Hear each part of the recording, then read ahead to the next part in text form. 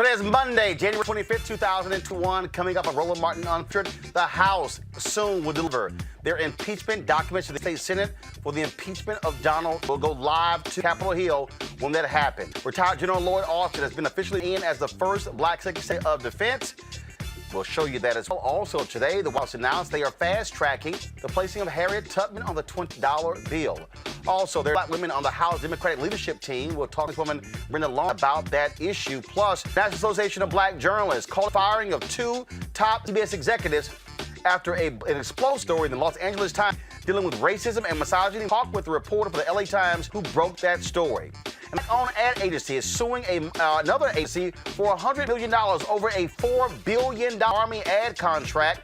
We will show you what happens in media when black ad agencies are frozen out of the billions of dollars that are being spent. Plus, some Baptist black leaders, they are feeling shut out by white leaders of the Southern Baptist Convention. A number of them are leaving the convention. We'll talk to the Reverend Dwight McKissick out of Texas, who says he very well sent a divorce with that BC. And the grand jurors and the Brown Taylor are calling for the impeachment of Kentucky Attorney General Daniel Cameron. It is time to bring the funk on Roland Martin Unfiltered. Let's go. He's got it. Whatever the biz, he's on it. Whatever it is, he's got the scoop, the fact, the find. And when it breaks, he's right on time and it's rolling. Best believe he's knowing. Putting it down from sports to news to politics. With entertainment just for kicks, he's rolling. It's on go, y'all. It's Roland Martin, yeah. Rolling with Roland now. He's funk, he's fresh, he's real, the best, you know he's Roland Martin now.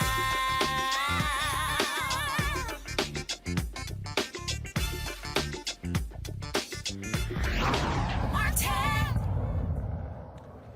Any moment, folks, House leaders are going to deliver their impeachment documents to the United States Senate for the impeachment of Donald Trump. The House voted already. That was before the inauguration.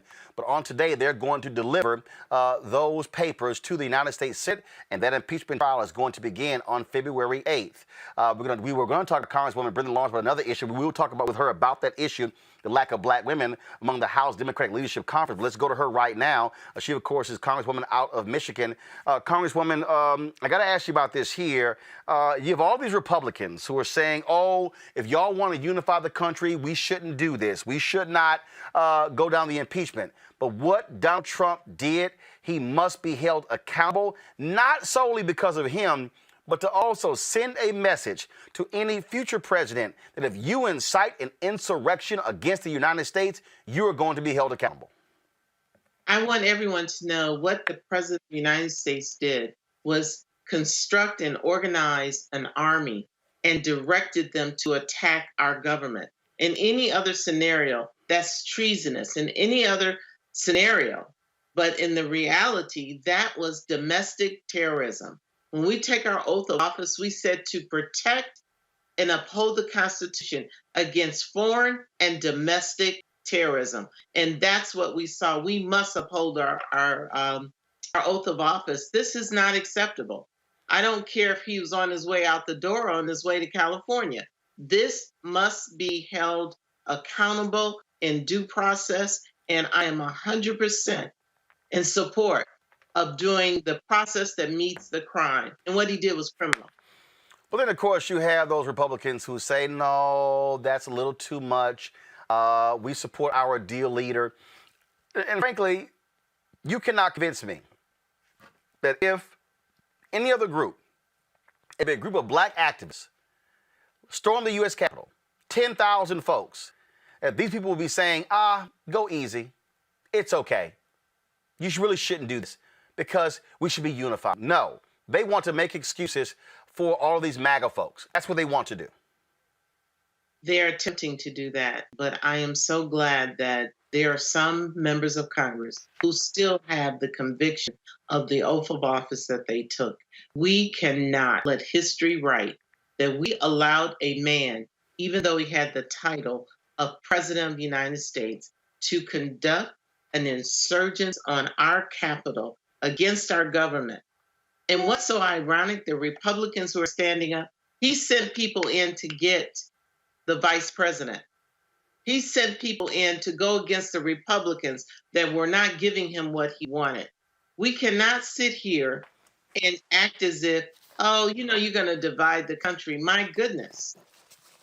What he did was more than divide the country. And I'm proud of Nancy Pelosi said that we were in a war when we were huddled in that room trying to be safe.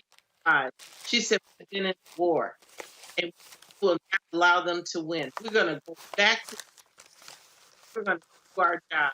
And who followed her? Vice President. That obviously was a huge deal there. I do talk to you about this issue that we actually booked you to talk about, and that is the House Democrats have elected their leadership. There are no black women.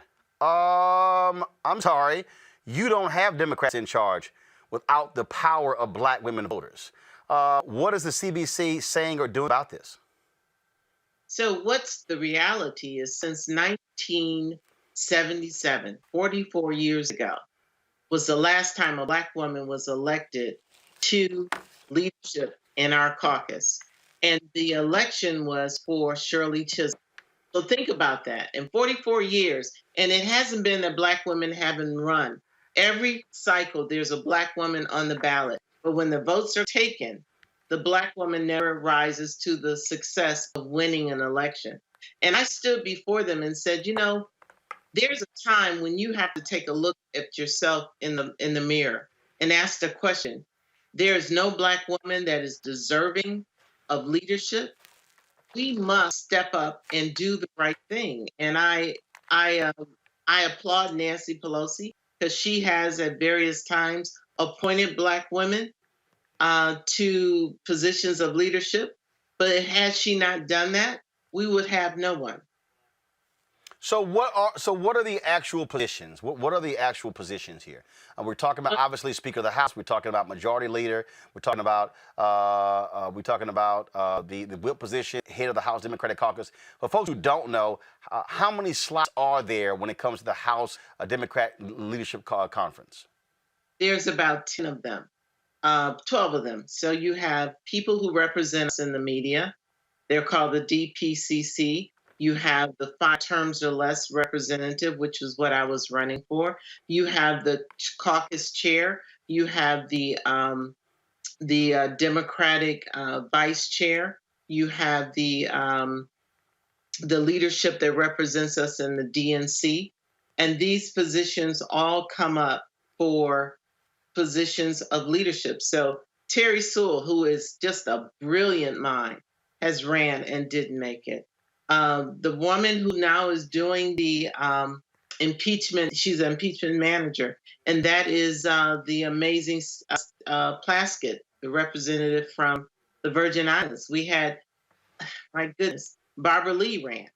You had Robin Kelly, who has run. So these are women who are accomplished that I know very well. And then when they stand up to be counted, there's always that comes up short. And I want our caucus to stand up and look themselves in the mirror and say, what is going on here? I can't blame you or call you a name, but I can definitely identify the behavior and the results of what's happening. And obviously, look, I think with the numbers the CBC has, this is where folks withhold those votes because the CBC has the largest caucus among the Democrats. It's a slim majority. If they don't have the votes, black women members of Congress, those can't get passed. And so what's the plan to fix this? What's the plan to actually make this happen, to put a black woman in leadership position?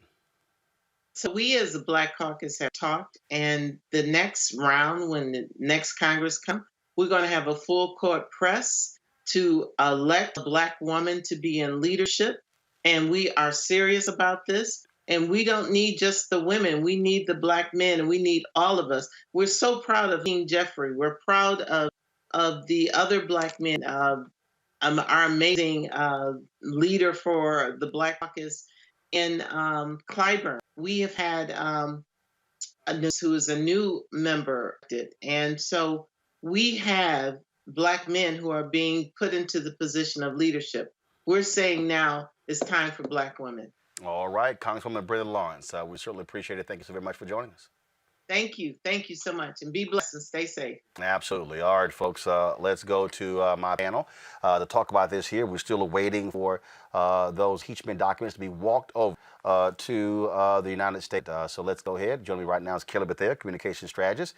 Glad to have you here. And Mustafa Santiago Ali, former official with the EPA Environmental Justice Division. Let's start with you. Kelly, it kind of makes sense.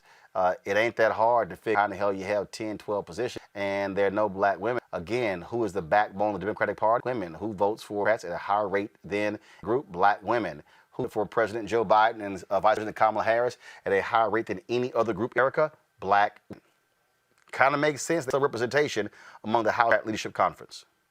Not only does it make sense, it is incredibly disappointing and frankly insulting that no black woman has been elected to any position in the House in almost 45 years. I think she said 44 years. There is no Democratic Party as it stands right now, frankly, without black women.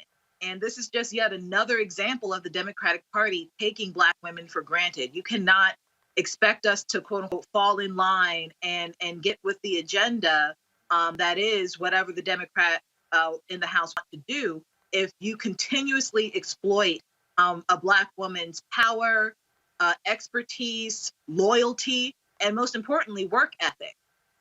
It is not going to stand anymore. I'm not saying that the black people who are in leadership aren't qualified, but you can't tell me that there are no black women in Congress in the past 40-something years that aren't qualified. So this goes to show just how deep and rooted misogyny and sexism is across the board, even in the most, quote unquote, liberal side of politics. So we need to check ourselves as a party and make sure that a black woman is elected, not appointed, elected, actually chosen by the party to represent whatever capacity that they need this black to do. Mustafa. You know, my grandmother always said, when you know better, do better. You know, and you shared that black women are the backbone of the Democratic Party. I would take it a little further than that. I'd say the black women are the backbone of our country, if you actually understand, for those of us who understand the history of our country. And I think there are a number of opportunities so that we can address this devaluation that currently exists on Capitol Hill.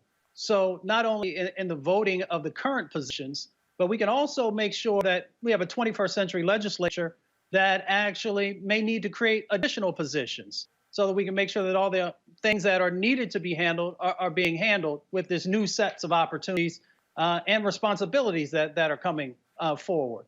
I think that we also got to give some consideration also to the fact that when you only have 2 black women as chairs of committees, that there's work that needs to be done in that space also. And the reason that I raise that is because when you have those high-ranking positions, there is a lot of attention that's placed on those. And then it also probably would help as folks are deciding their votes if we had more folks who are in those positions and showing all the incredible work that they've been able to do in whatever that respective time frame is. And then the third and last point that I'll make is that I'm not sure if we should have to wait until the next cycle. And the reason that I raise that is because there are a number of corporations and nonprofit organizations and others who are going through this reevaluation of power sharing and making some significant changes to their structures. So maybe it is also time for those folks on Capitol Hill to follow suit with many of these nonprofit organizations and others who are trying to get in alignment where folks are asking 21st century organizations to be. Well, it only makes sense. And so, again, one of the things that I have consistently said, is that the CBC should be flexing their muscle the same way the House Freedom Caucus did. There are 59 CBC members. There were only 30 House Freedom Caucus members. There is no bill that can pass the U.S. House without the CBC votes. Not one. This is where you flex your power. This is where you sit back and say, ain't a damn thing moving until this happens. It's the same thing I said to the Maryland Black Caucus. They've reintroduced a bill of funding of HBCUs. Same thing. They're the largest black caucus out of any state in the country. No bill can get passed in the Maryland legislature without black people. And I said, y'all should tell them ain't no bill getting past anybody without this bill happening first. That's how you use your power. No, I agree with that. I absolutely agree with that. And that goes back to my original point of how insulting this is.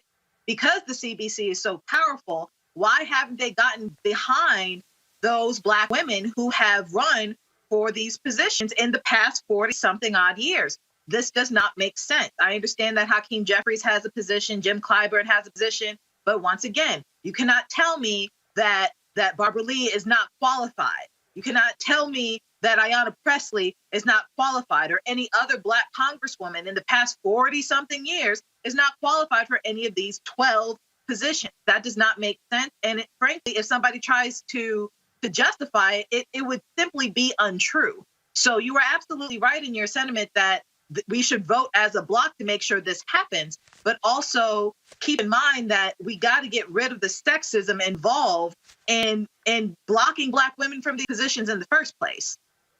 All I want is to flex power. That's what I want to see, Mustafa. And again, if you're the CBC, all you got to do is sit on your hands. And here's the other deal. You don't even need the whole CBC. You just need 5. Because guess what? The Democrats they have a slim margin. What, 222? You need 218 to pass? 5 CBC members say, we ain't voting. Done. I agree with you. Yeah, no, I worked on Capitol Hill for 2 years for John Conyers. So, it's really simple. You have power unless you give it away. We often talk about that on this show. And folks have to decide when they're actually going to cash in some chips. So, I know there's a huge amount of strategy that goes on, but, there's an awful lot of vote counting that goes on in what you're talking about, Roland. And if folks don't have that backing, then it's not going to get done. So folks just got to decide when they truly want to utilize their power. And if they want to actually honor their power and honor the constituencies who continue to send you there, they expect you to stand up, and they can expect you to actually push back against these types of, it's an injustice. Let's just call it out for what it is. It is an injustice. And the Democratic Party has got to do better. So like my grandmother says, when you know better, do better. They know better. It's time for them to do better. Speaking of knowing better, folks, the fact that here we are in 2020, we're still talking about first. Today, Vice President Kamala, the first black vice president, swore in retired General Austin, the first black Secretary of Defense. Austin, a 41-year veteran of the Army who retired in 2016, served as head of the U.S. Central Command from 2013 under President Barack Obama, led U.S. military strategy in Asia and the Middle East. The retired general needed a waiver to buy a 7-year rule that typically prevents military serving in the capacity, confirmed last week by a 90-2 vote. During Austin's testimony last week, a fight to rid the military of racism. He also said he was accused of sexual misconduct. He ordered for that particular happen as well. That is certainly a sight right there. See the first blacks of defense. There's a whole lot of sisters in the military who have waited for a long time to see this day. We've talked about it before. Since World War II has been serving. And, you often hear the various stories that they share about what leadership looked like, what leadership didn't do. And to have someone who calls out the fact that sexism is a problem in the military and that they are going to do everything in their power to change it. And then also to call out the fact that, many of these white nationalists, these militiamen and militia women actually come sometimes from the military to begin to think critically and put some actions in place to better screen and to make sure that we are not feed into, this white nationalism and this violence that they perpetuate is incredibly important. And then, of course, just the symbolism of having someone like the general there for young black kids and others who are thinking about going into military service and seeing that, once again, that the military is actually becoming a 21st century organization is transformational. Kelly. I echo the sentiments of Santiago here. It's been a really great, relatively large day regarding changes in the military today. Not only has he been sworn in as the first black Secretary of Defense, but we also have an executive order signed by Biden today regarding reversing the transgender ban in the military, which makes sense to me because there should not be a ban on qualified people in the military. We need help we can get. And as someone who is a strong proponent of LGBT, I find that this is a strong, positive step in the right direction for our military and proof that things do change, can change, and will change. All right, folks, into this next story. The Association of Black Journalists is calling for the immediate resignation of two top C officials, the president of stations, Peter Dunn, and senior vice president of news, David Friend. These are their photos. Last night, NABJ held a meeting with top brass CBS after an LA Times article was released Sunday morning detailing the racist and toxic work environment at the company, including racist conduct by Dunn and Friend. After confirming the reports with members who for the network, well, actually the CBS owned and operated station, NABJ, ordered this release. I was a part of that phone call. I'm the vice president for the National Association of Journalists, and we laid that nothing can happen until Dunn and Friend are both fired. We're going to talk about this story now. James, she's a staffer at Los Angeles Times, wrote this story. Moment, folks, it is a shocking and stunning story that lays out a number of issues. Literally, according to the story, one of Dunn argued that he did not like the Jive Talk. Dunn is there on the left. The Jive Talk popular anchor Yuki Washington in Philadelphia. He is an institute in Philadelphia. He also complained that he danced too much on the air. He literally said that, folks, to officials there. Also, another disturbing story that really bothered us is someone you've seen on this show, Thomas. Brooke Thomas was hired to be a morning anchor there at this affiliate in Philadelphia. 2 days in to her tenure, Dunn was really saying, I want her off the air. They didn't like how she sounded. They didn't like how she looked. She had no idea why she was fired. And it was very shocking and surprising a lot of people why that happened. We know Brooke. We've had Brooke on our show on many times before. And again, folks, it is really a shocking and stunning story. And guys, let me know when we have Meg, because if you read this story, go to latimes.com. You can actually read the story. If you go to nabj.org, you can actually see our full statement and actually see the statement. In fact, pull up the NABJ statement. I'm going to read the full statement. Y'all have that as a full screen graphic? Do we have it? Okay, I don't know why we have that as a graphic, folks. We should have that statement. So let me just pull it up on their website.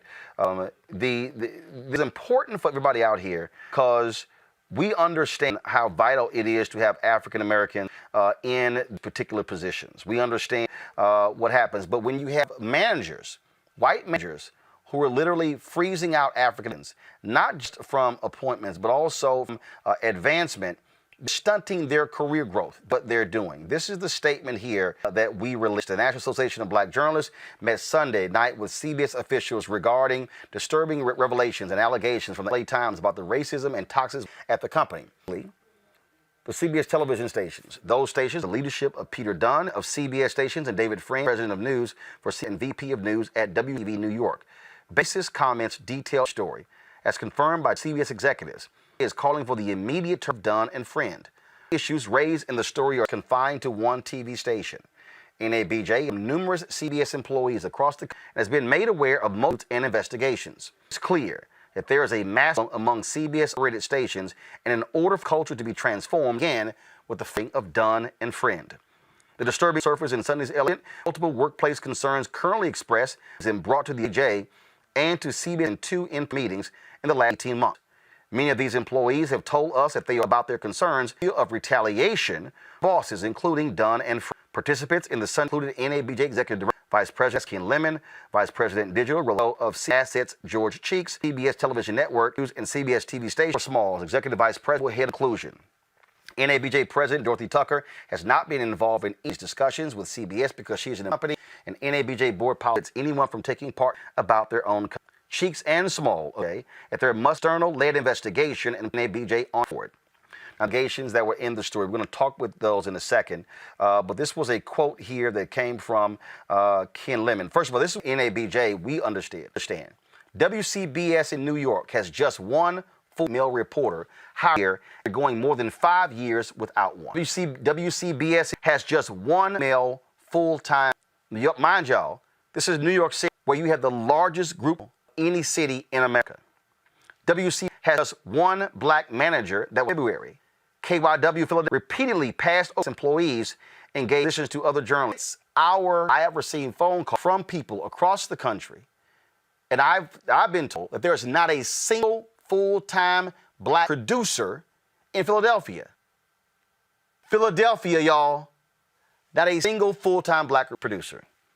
That is unbelievable. Joining us right now is Meg James, staff writer for the LA Times, who wrote the story on this unbelievable story here.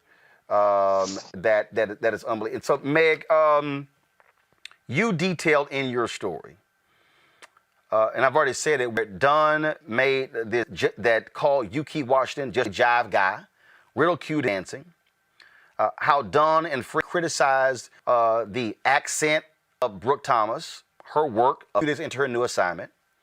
They fired another black female anchor of Ethiopian origin because Dunn, quote, hated her race. And a complaint was filed by a former CBS manager with the Pennsylvania Human Relations Commission expressing discriminatory behavior through the instruction of others, including pay based on race, gender, and sexual orientation. This was stunning, this report. What stood out the most? Well, thank you very much, Roland, for having me on. I think that, and I appreciate that NABJ is taking this cause because it's a very important topic. And I think that CBS needs to recognize the value of its people and its stations, and also the importance of this matter. It was to sit there and in your reporting, it was the charges were leveled by 2 former CBS execs who worked under Dunn and Friend. Are both of them suing CBS, or just one of them? I've talked to numerous people for the article. I talked to probably more than 25 people, and there was a consistent theme. I think one of the things that I found in my reporting is that unlike other TV station groups like NBC or ABC, the CBS station group is very centralized in New York. So that was one of the things that I found. The people who are on the record are former executives, although I spoke with many people who still work for the company, and those people obviously are afraid for their jobs, and so they were very tentative about me, using their names. So we wanted to make sure that the story included, very corroborated details, and those are the ones that we included in the investigation. And they corroborated Lisa's comments being made regarding staffers, and they said themselves they were shocked to hear that coming from the mouths of these 2 white male executives. Yes, that is correct. That they felt that this was no way to treat any individuals, and in Philadelphia particularly, it was no way to treat this prominent anchor, Yuki Washington, the individual that you mentioned who ended up leaving CBS for CNBC, was not exactly fired, but what I was told was that they wouldn't, continue her contract. And all of the people whom I spoke to, both on and off the record, and a lot of black journalists who spoke to me privately, said the same sort of things, where they felt very undervalued. They felt like ornaments. And it's really a situation that I think CBS needs to look at seriously. To see these comments, and the 2 executives who spoke on the record, one of them was a news director, one, Kennedy, was a general manager, am I correct? Yes, that is correct. They were also this one anchor whose parents are immigrants from Ethiopia, where Dunn said he didn't like her face. That is correct. It was appalling, and I found it was heart-wrenching, because these are people who are really good employees. They're really strong journalists, and to treat anybody this way, but the level of just personal attacks was really quite offensive.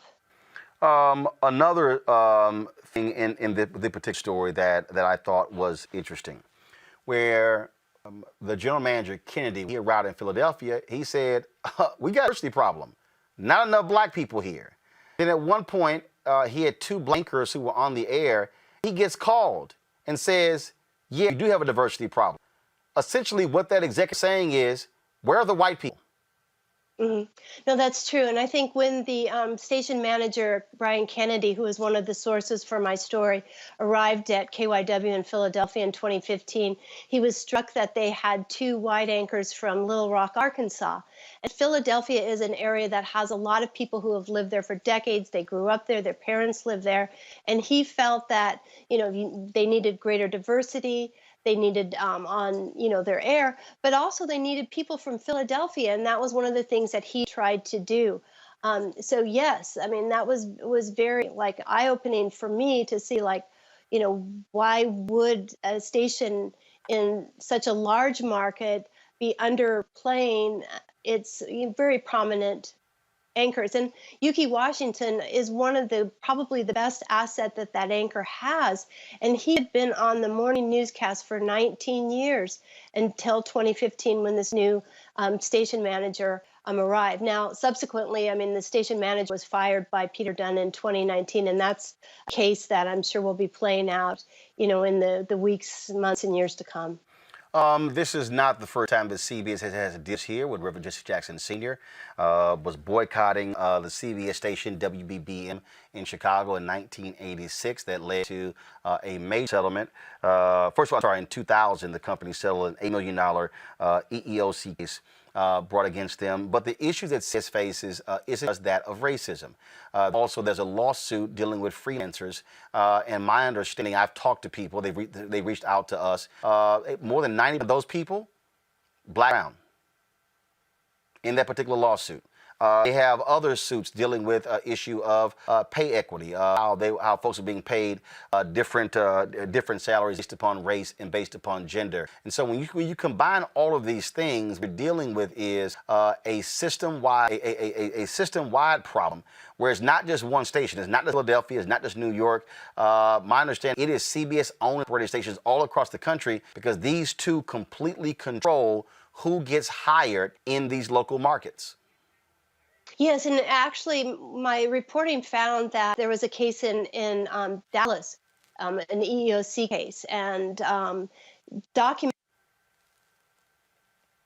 It looks like we lost Meg's Skype there. Folks, let me know when we have Meg back. I want to pull in Kelly and Mustafa. So look like we've lost your Skype right back. Kelly, this is the sort of thing that NABJ founded 40 years ago.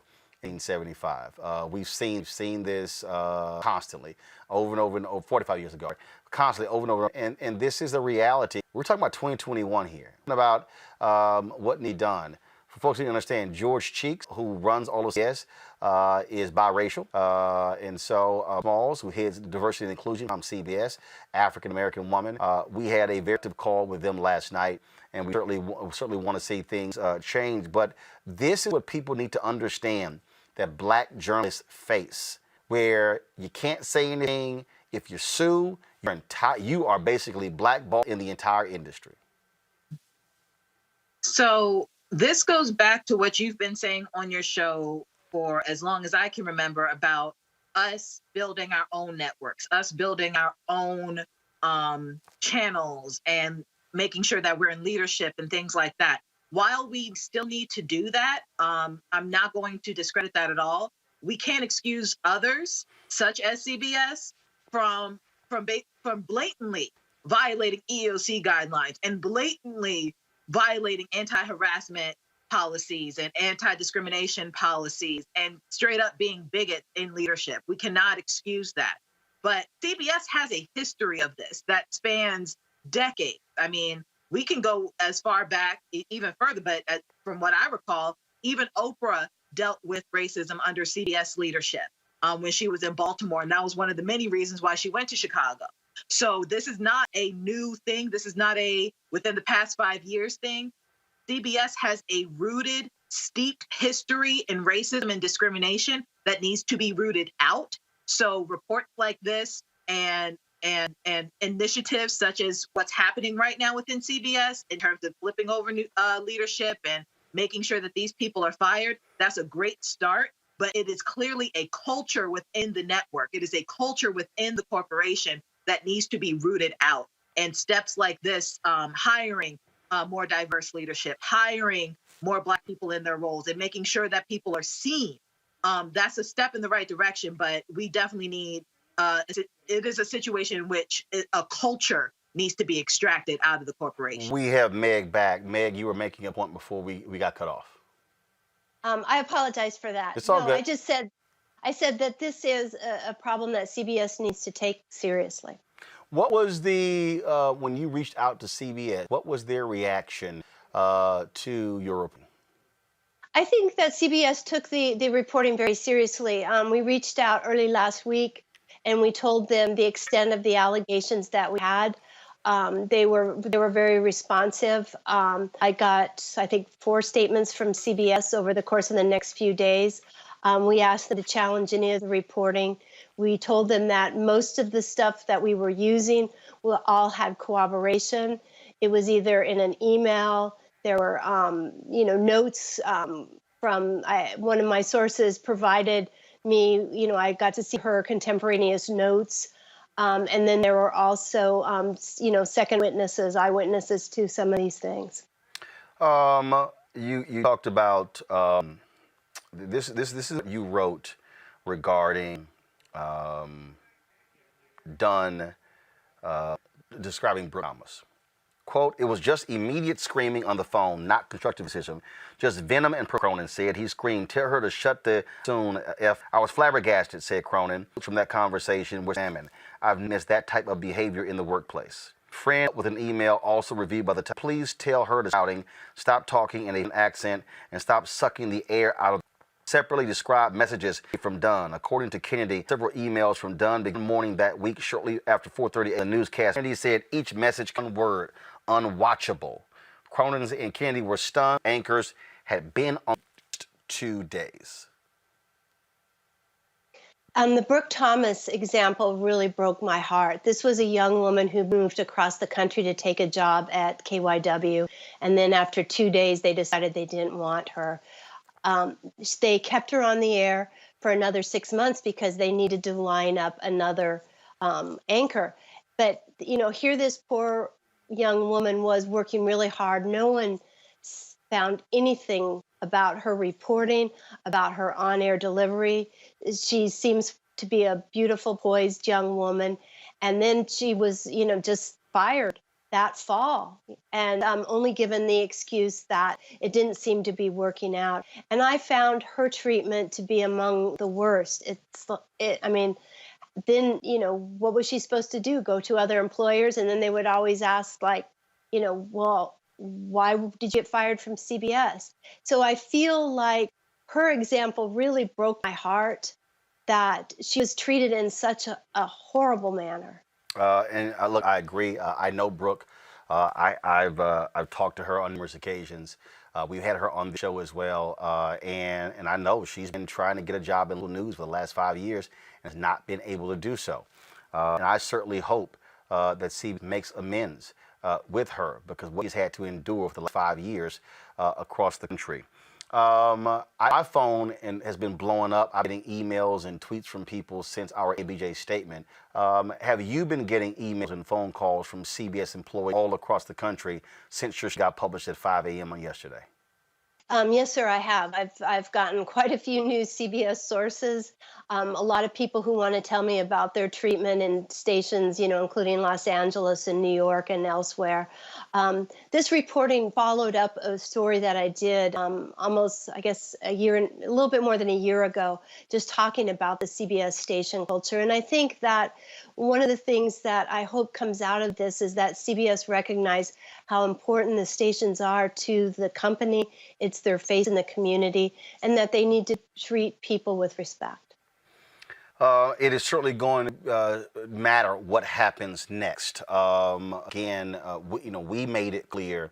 That we want to see external investigation take place, very similar to the civil rights audits that were done at Facebook and Uber. We want that external investigation to be completely private. Because, as we explained, people are fearful of individuals responding, retaliating. That was one of the things that we also made clear. And so we're going to be working with officials with CBS to craft what that looks like. But we certainly want it to be something sensitive, and not just CBS owned and operated stations. We're talking about the entire network. We're talking CBS owned and operated. We're talking CBS NewsPath. We're talking about CBS syndicated arm. We're talking about CBS News as well. Because when you have these sort of problems, it's not sort of confined to one area. We want to ensure that it is completely rated across all levels of CBS. And I am very hopeful that George Cheek, who is now running, do this. And here's the deal. And there's been in the history of television an African American the position of George Cheeks.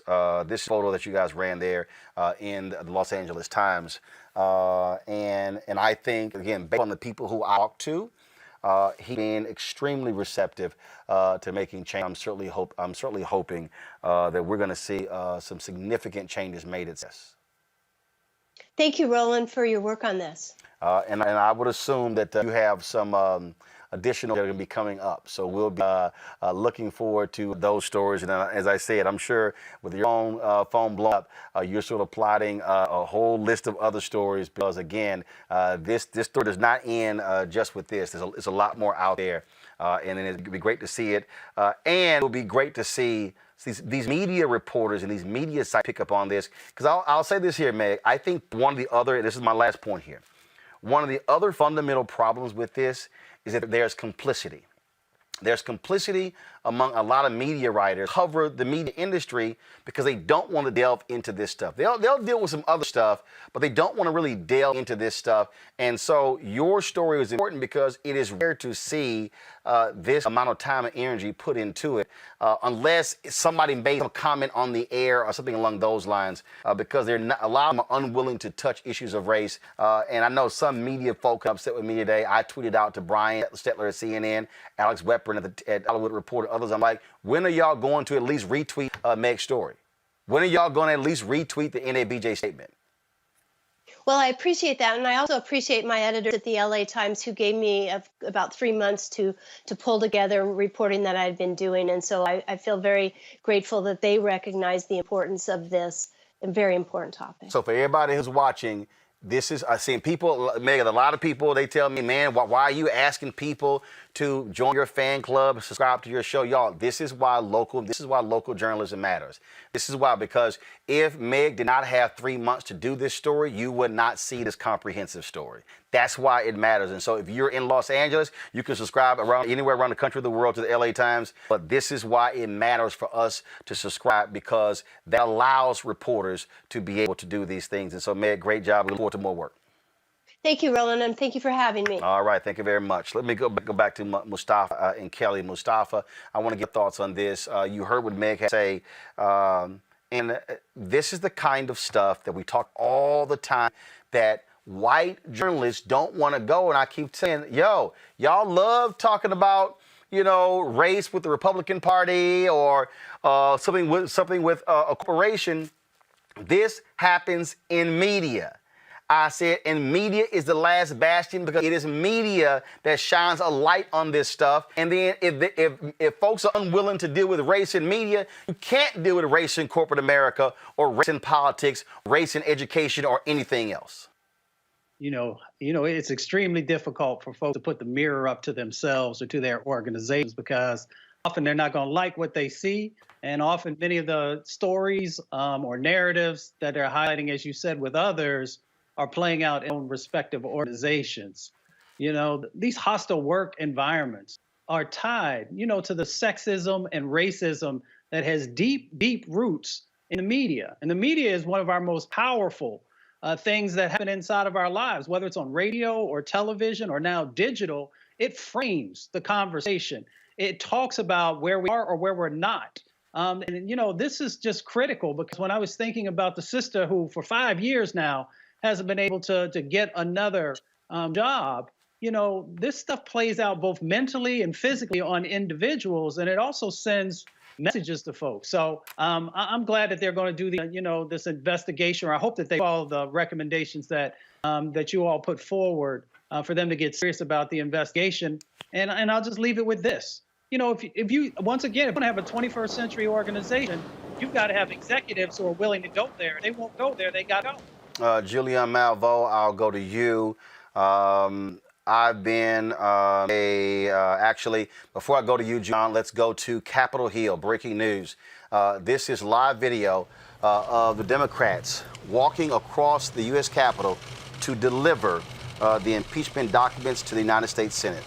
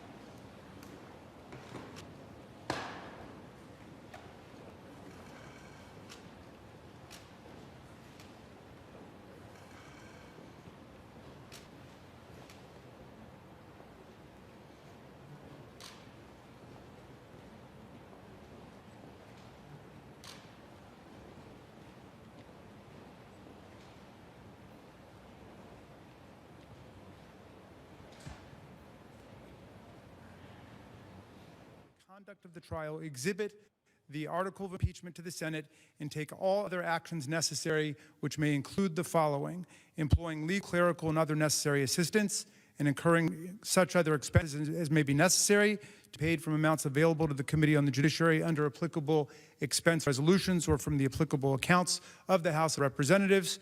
2, sending for persons and papers, filing with the Secretary of the Senate on the part of the House of Representatives any pleadings in conjunction with or subsequent to the exhibition of the articles of impeachment that the managers consider necessary. Nancy Pelosi, Speaker of the House of Representatives. With the permission of the Senate, I will now read the article of impeachment. House Resolution 24 in the House of Representatives, United States, January 13, 2021. Resolved that Donald John Trump, President of the United States, is impeached for high crimes and misdemeanors, and that the following article of impeachment be exhibited to the United States Senate. Article of impeachment exhibited by the House of Representatives of the United States of America, in name of itself and of the people of the United States of America, against Donald John Trump, President of the United States of America, in maintenance and support of its impeachment against him for high crimes and misdemeanors. Article 1, incitement of insurrection. The Constitution provides that the House of Representatives shall have the sole power of impeachment, and the President shall be removed from office on impeachment for and conviction of treason, bribery, or other high crimes and misdemeanors. Further, Section 3 of the 14th Amendment to the Constitution prohibits any person who has, quote, engaged in insurrection or rebellion against the United States from holding any office under the United States, unquote. In his conduct while President of the United States and in violation of his constitutional oath faithfully to execute the office of the President of the United States and to the best of his ability preserve, protect, and defend the Constitution of the United States, and in violation of his constitutional duty to take care that the laws be faithfully executed, Donald John Trump engaged in high crimes and misdemeanors by inciting violence against the government of the United States, in that on January 6, 2021, pursuant to the 12th Amendment to the Constitution of the United States, the Vice President of the United States, the House of Representatives, and the Senate met at the United States Capitol for a joint session of Congress to count the votes of the Electoral College. In the months preceding the joint session, President Trump repeatedly issued false... So again, folks, what's happening is the U.S. House, they are reading the impeachment proceedings against Donald Trump right now on the Senate floor. This will then kick off the trial of Donald Trump, which will begin on February 8th, back to the U.S. Senate. Were federal officials. Shortly before the joint session commenced, President Trump addressed a crowd at the Ellipse in Washington, D.C. There, he reiterated false claims that we won this election and we won it by a landslide. He also willfully made statements that in context encouraged and foreseeably resulted in lawless action at the Capitol, such as, if you don't fight like hell, you're not going to have a country anymore. Thus incited by President Trump, members of the crowd he had addressed in an attempt to, among other objectives, interfere with the joint session's solemn constitutional duty to certify the results of the 2020 presidential election, unlawfully breached and vandalized the Capitol, injured and killed law enforcement personnel, menaced members of Congress, the Vice President, and congressional personnel, engaged in other violent, deadly, destructive, and seditious acts. President Trump's conduct on January 6, 2021 followed his prior efforts to subvert and obstruct the certification of the results of the 2020 presidential election. Those prior efforts included a phone call on January 2nd, 2021, during which President Trump urged the Secretary of State of Georgia, Brad Raffensperger, to, quote, find enough votes to overturn Georgia presidential election results, and threatened Secretary Raffensperger if he failed to do so. In all this, President Trump gravely endangered the security of the United States and its institutions of government. He threatened the integrity of the democratic system, interfered with the peaceful transition of power, and imperiled a co-equal branch of government. He thereby betrayed his trust as president to the manifest injury of the people of the United States. Wherefore, Donald John Trump, by such conduct, has demonstrated that he will remain a threat to national security, democracy, and the Constitution if allowed to remain in office, and has acted in a manner grossly incompatible with self-governance and the rule of law. Donald John Trump thus warrants impeachment and trial, removal from office, and disqualification to hold and enjoy any office of honor, trust, or profit under the United States. Nancy Pelosi, Speaker of the House of Representatives.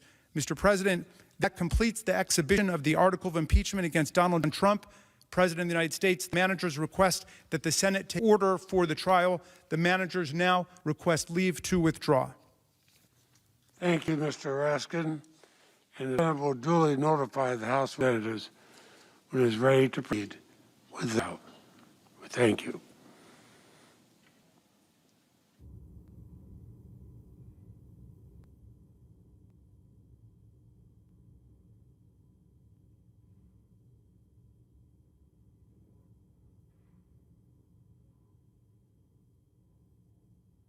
So with that, what happens, folks, is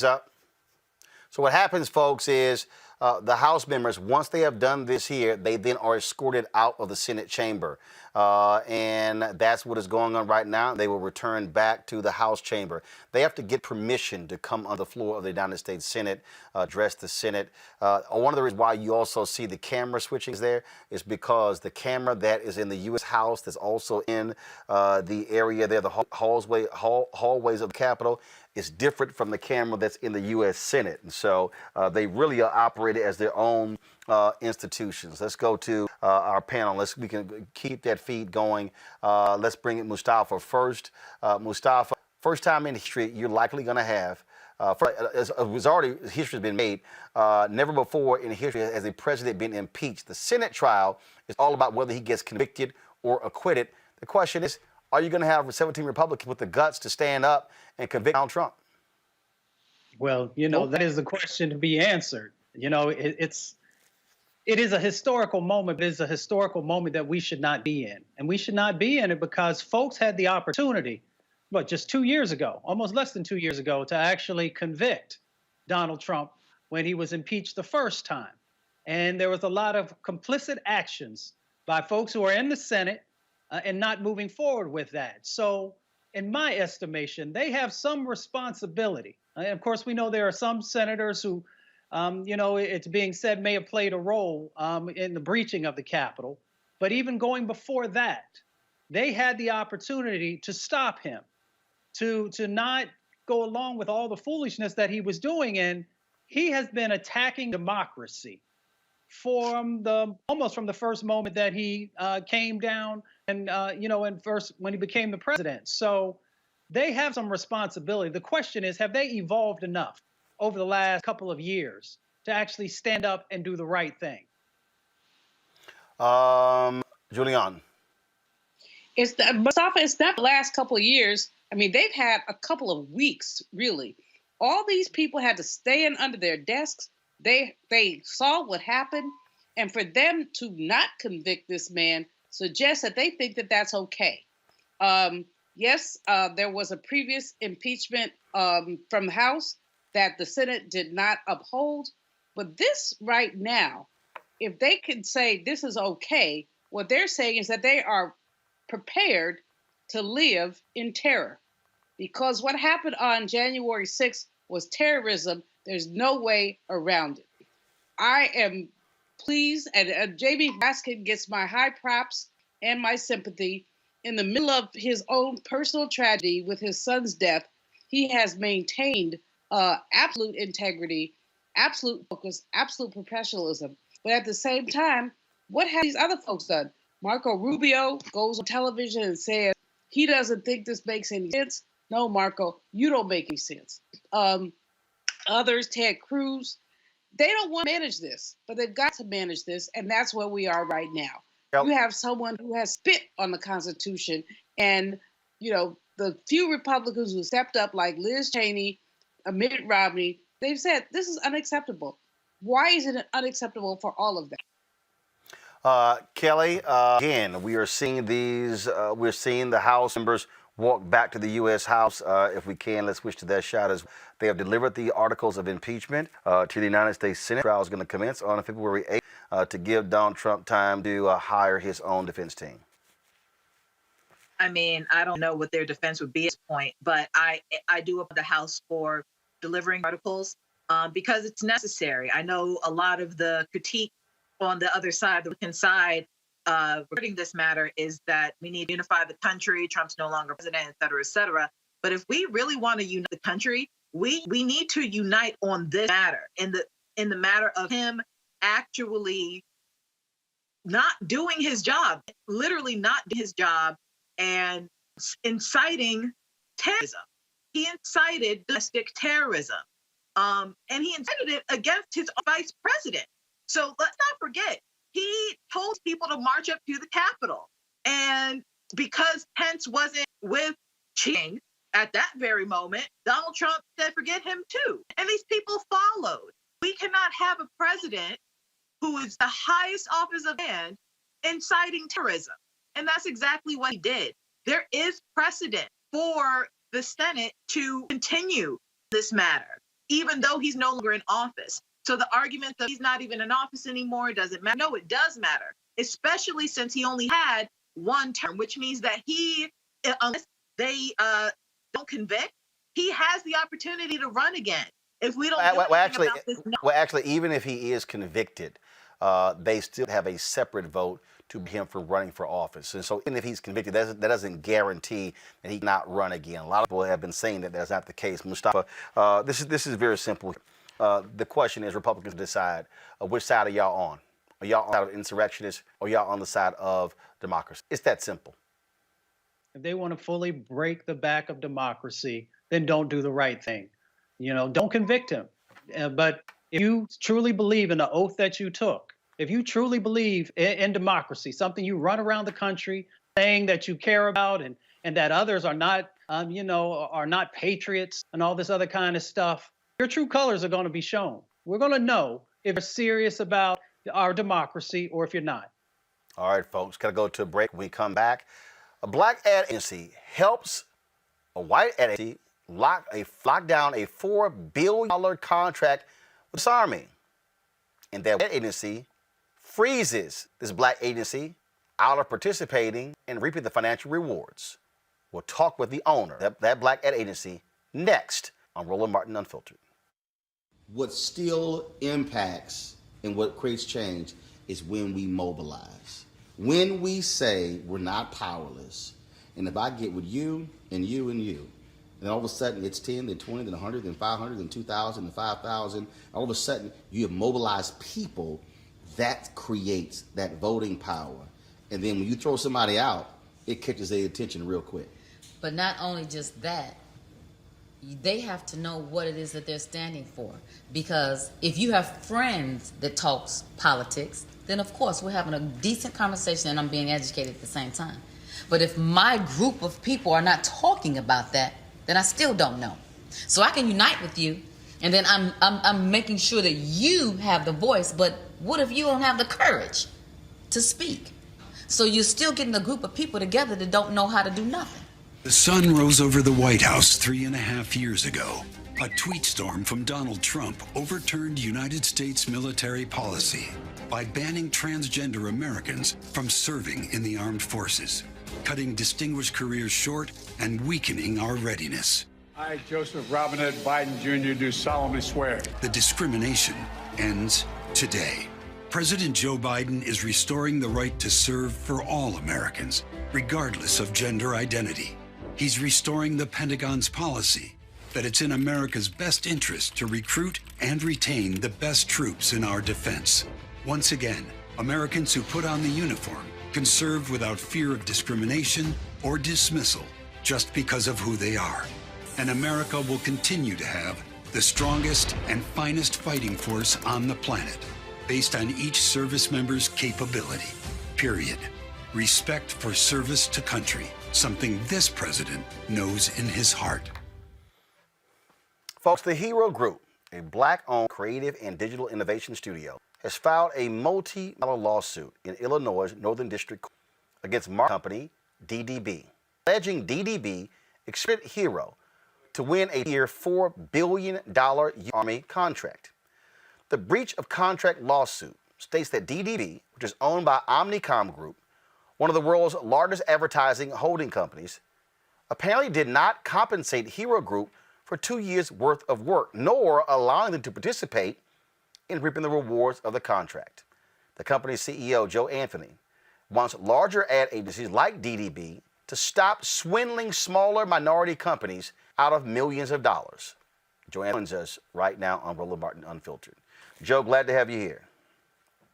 Thank you for having me, Roland. It's a pleasure to be here. Let's set this up before we get into the details of the lawsuit and all those different things. Let's set up for the people watching and listening so they understand what we're dealing with. The media industry, the advertising industry, is a $150 billion annual industry. We're talking about this is how television networks, cable networks, magazines, websites, podcasts, you name it, are run. All of these companies out here, they utilize these ad agencies. So whether you're a Coca-Cola, whether you're a McDonald's, Procter & Gamble, whether you're a Nike, they use these agencies to handle and determine how their media dollars should be dispersed. So what we're talking about here are black people who are consumers of these companies not reaping the benefits of the very media ad dollars being spent by these companies. You nailed it. And I'm gonna simplify it even more. That black and minority-owned marketing and media agencies in the United States are facing an extinction level event, right?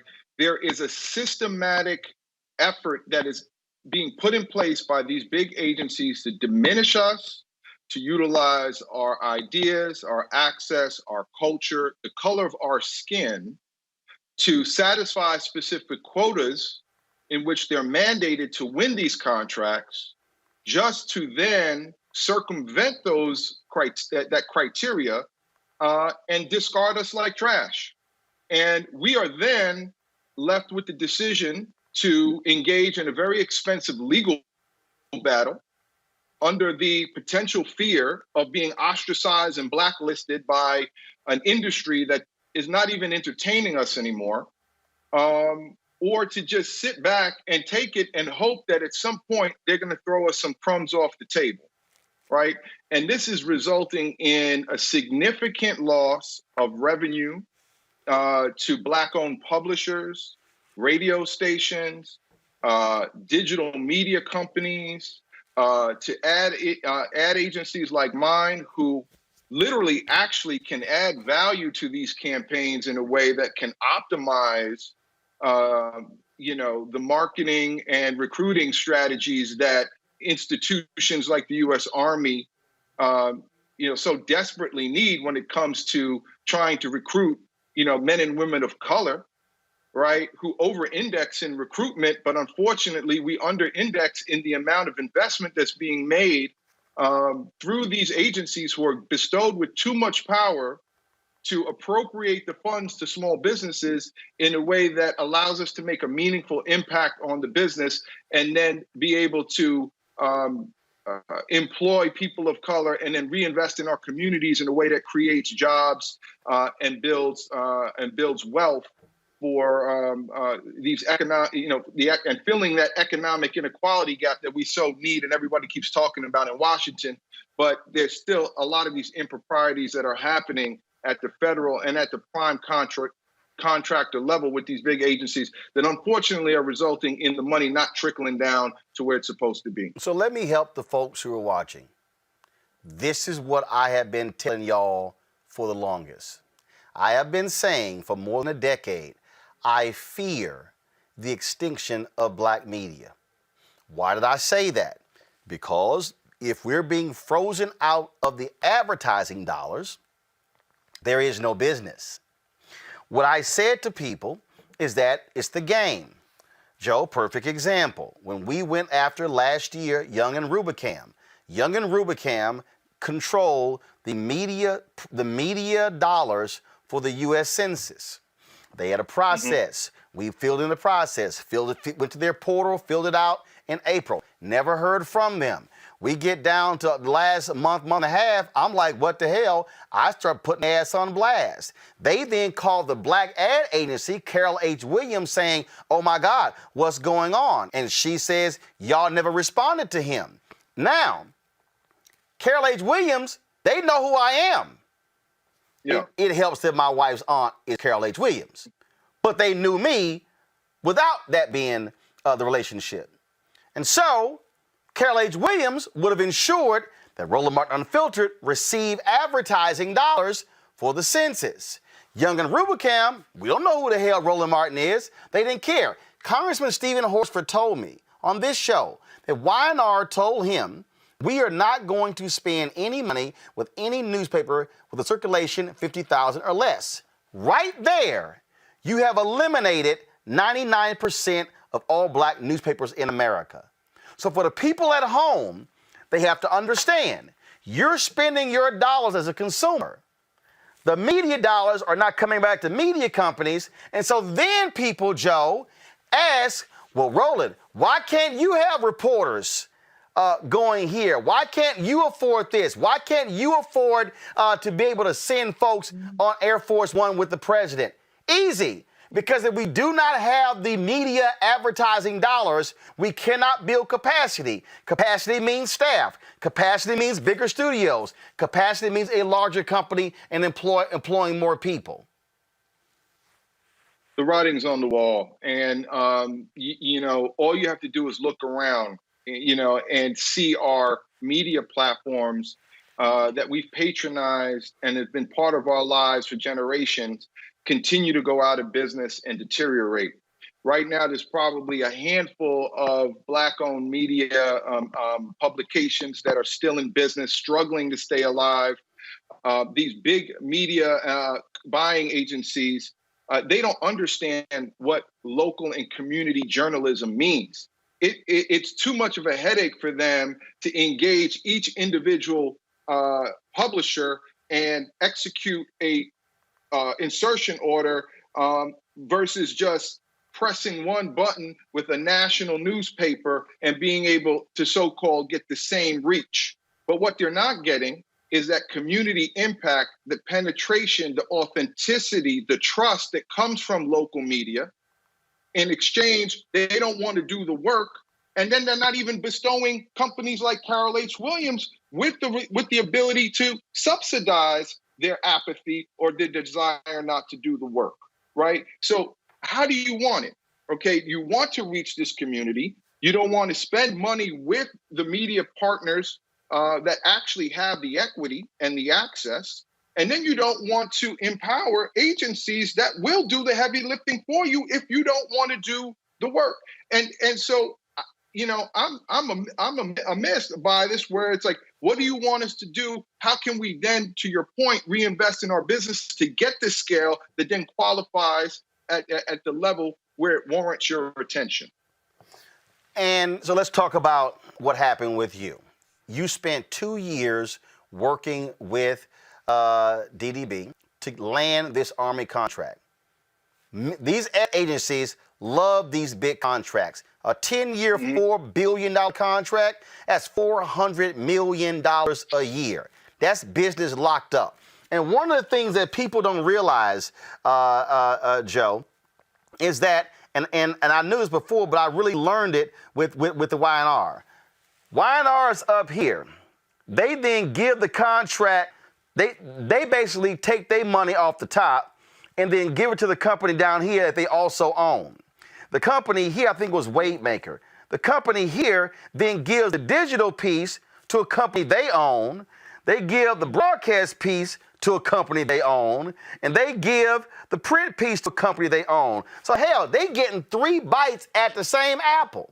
So, walk people through what y'all did with DDB to help them get this contract, what you poured in for 2 years, because you're thinking, man, if we're able to get a piece of this, that means I've locked up business for my company for the next decade, so I can build other things around that because I've got a base of significant dollars coming in from just this one contract.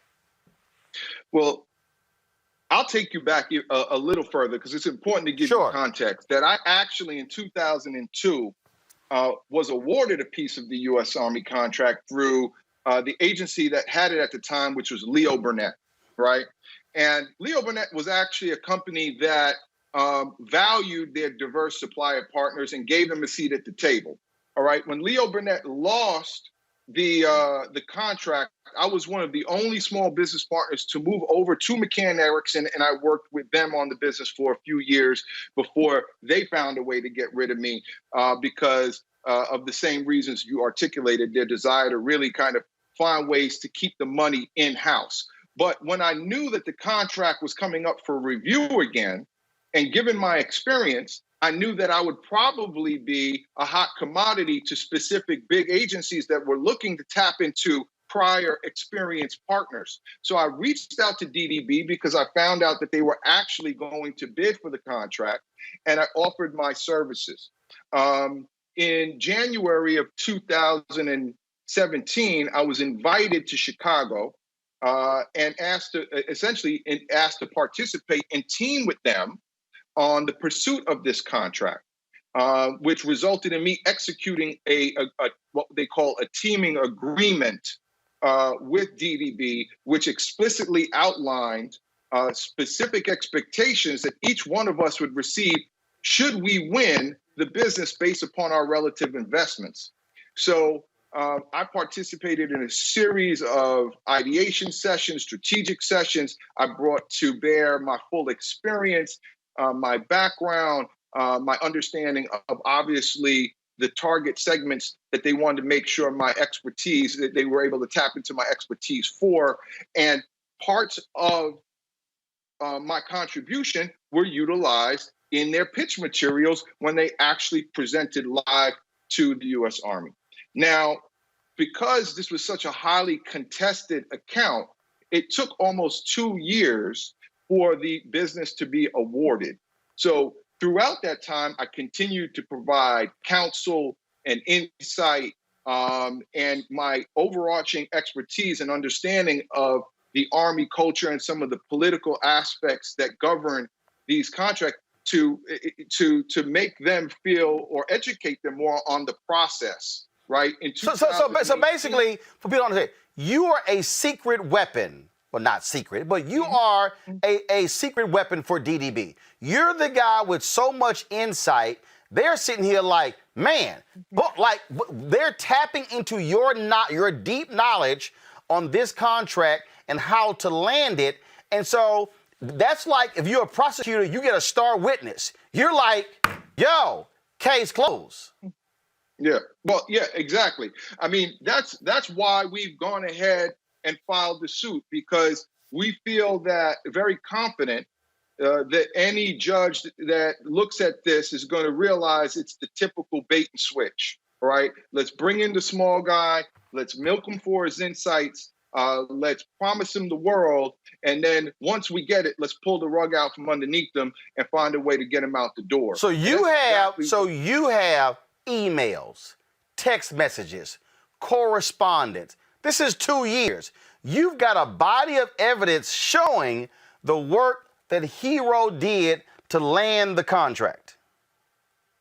Well, look, I mean, I'm obviously, Roland, I am currently in a litigation. But what I say is I feel very confident with the evidence and the communication trail that I've amassed. Right, that's what I mean. Exactly. I feel very confident without having to go into details. Right. Yes, I feel very confident that we have the evidence to make a very strong case that supports our position. So they land the contract. What then happens? Do they say, who are you? I ain't never heard of you. Well, it seemed as if that initially they were going through some onboarding issues and were trying to ask me to be patient as they were trying to sort everything out. And that the Army had decided to move to Chicago. And with that move, they were understaffed. And as a result, things were slowing down, right? So they asked me to be patient. But given that whole time, they were still hiring hundreds of people, right? So they were hiring. And again, I want you to hold it right there. for the people who are watching and listening, I need y'all to understand. I need y'all to understand what Joe just said. He said they were hiring hundreds of people. What happens is when they land major contracts like this, they got to have people service the contracts. So they got to bring all these people in. They were doing what you were also planning to do. Hire people to service the deal. So again, now continue. So I mean, I was then inquiring, well, look, I mean, we are obviously trying to do the same thing and staff up in order to be prepared for when these work orders come down and the services that we had agreed that I would be providing would come into play. I was asking to be onboarded. I was asking to be orientated, to be integrated into the process. When were we going to meet as a collective group? And I just continued to, just receive various stall tactics of being told to just be patient and wait. And then I asked for my contract because we were supposed to get a subcontract agreement. And by the time I finally got that subcontract agreement, which was about, 7 months, 6-7 months after the business was awarded, after, significant inquiries on my behalf to try and get that, it was stripped of any specificity that we had agreed upon and that was contained in our original agreement that more clearly defined the roles that we would play and what I was working for. Because think about it, Roland, if you're going to go into a situation and agree to partner with somebody, right, at your own potential peril and risk, making your own investments. I'm flying out to Chicago on my own. I'm investing my own time and materials into the intellectual property that ultimately gets presented to the Army. Then I want to do so knowing what my piece of the pie will be should we win, right? And so I'm not going to go into there without and make all those investments without some kind of understanding as to what I'm going to get out the deal should we be victorious. Now, what they tried to do is present me now with a contract that stripped away all of that detail and essentially said, guess what? We don't know yet what we're going to be doing, but when we do know, we'll we'll let you know if we need you, right? And it literally regulated me to an at-will contractor that they can get rid of at any given time without any recourse. And it just started to, really make me suspicious. And when I questioned it, that's when I started to get blacklisted or the communication started to slow down and the temperament started to change and people's, attitude towards me started to change. And, and what I've noticed is if you stand up for yourself, right, it's almost a death sentence because you're then seen as a potential troublemaker. Now, I'm not putting words in anyone's mouth, but I'm just saying your action speaks volume. Joe, right? Joe, let's be real clear. And see, again, I wish these people, people always run their mouths, don't understand that, look, I've been in media since I was 14 years old. So all the stuff you're talking about, I've literally been experiencing at every black newspaper, magazine, website, network, radio, you name it. This is not anything that's new, but what you're doing is exposing it and laying it out. What people have to understand, for instance, when we went public, when I blasted Y&R over the census, when I was demanding fair share from the Biden campaign, Ossoff, Warnock, and others, people, Roland's sticking people up. Roland's being loud. Well, if you're not doing this thing the right way, and if you're not honoring my metrics, which don't lie, and you're giving me short shrift, you leave me no option but to light your ass up. And so the reality is we've never gotten anything the right way. Frederick Douglass said, agitate, agitate, agitate. I keep saying, show me where we have not had to fight for something. We've always had to fight for something. And what you are detailing, what you're laying out, is that you busted your butt to help them land the contract, provided insight and knowledge, and then they decided to ghost you. They decided to sit here and act like you don't even exist. And so what people have to understand, We're talking about millions and millions and millions of dollars. So if Joe wants to employ 100 black people in advertising, I need everybody who's listening to me. Let me put it in perspective. I have more black people who work on my show, and I'll put it up against any show on any cable network. I bet you I got more black people working on my show than any single show at CNN, MSNBC, and Fox News. That's what happens when we have the ability to compete for dollars. We can provide opportunities for folks who have been disenfranchised and bring them into the pipeline, which allows for them to be able to go flourish and go elsewhere. But if you freeze us out of the money, we can't hire nobody. And then we can't reinvest in our communities. And then we have to hear the narrative that we ain't doing for ourselves. Well, how can we do for ourselves if you ain't doing the right thing and providing the resources that we're entitled to that allow us to then make those investments in the human capital and then build offices and places to work within our urban communities and our urban centers and where we're from, so we don't feel as if we need to jettison from those places the first chance we get. These lives are at stake here, Roland. And we just went through a pandemic where we're seeing people on food lines, and we're seeing like our people bearing the brunt, of COVID-19 and constant and economic downturn, and us over-indexing in joblessness and unemployment. These are the lifelines that we depend upon, to ensure that we're getting our bite of the apple, our piece of the pie that can allow us to relatively make the investments in our community to help mitigate those circumstances especially when moments like this happen. And see, for the folk who are stuck on stupid, who love to run their mouths, who don't understand the triangle, who don't understand you have the top and then then you have at the bottom here. Folks, what I need y'all to understand, which is why I'm spending this amount of time with Joe on the show, which is why Reverend Dwight McKissick, we're going to have him on the show tomorrow because I don't want to cut them short. I need y'all to understand how all of this is linked. Again, if Burrell is being fed, Uniworld is being fed, Liquid Soul is being fed, Hero is being fed, Carol H. Williams is being fed, if my frat brothers Ahmad and Sherman are being fed, if Fuse is being fed, what then happens is they are feeding these black media outlets who they already know exist because they also know their audience. I need some of y'all who are watching and listening to listen to what I just said. Okay, listen again.